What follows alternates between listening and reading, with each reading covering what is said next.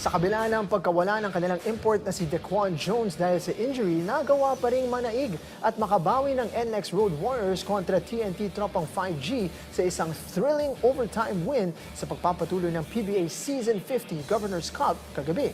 Balikan natin ang mga naging aksyon sa hardcourt sa report ni teammate Jamaica Bayaka.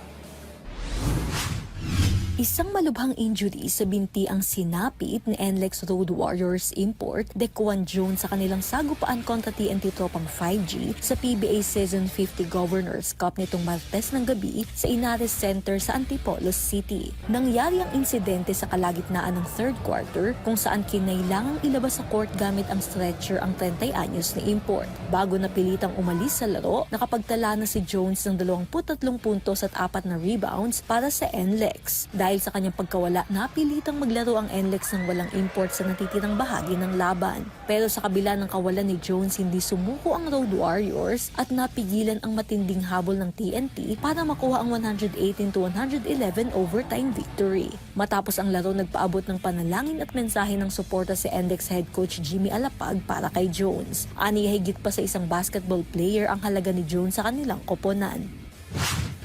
My deepest prayers go out to DJ. More than the basketball player, it's the person. Him and I just had lunch yesterday, and you know his value to this team goes far beyond what he does in the basketball court.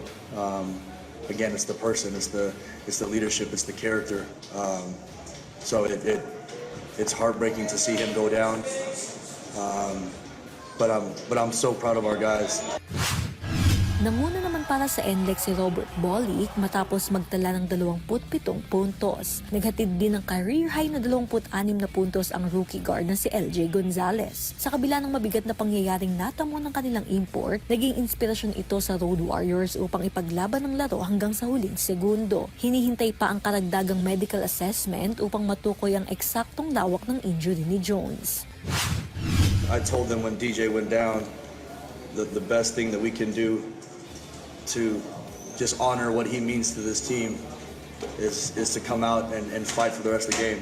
And you know, I mean, it was a lost game there at the end.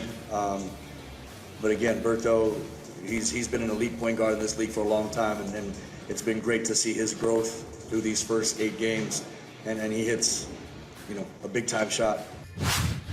Samantala, sa naunang laro naman kagabi, nakabalik sa winning column ang Converge Fiber Xers matapos pataubin ng Terra Firma Jeep 120-103. Sa panalo, pinutol ng Fiber Xers ang kanilang 4-game losing streak at umabot sa 4-4 ang kanilang record sa Group A habang nasa 4-3 naman ang TNT. Jamaica Bayaka para sa Atletang Pilipino, para sa Bayan.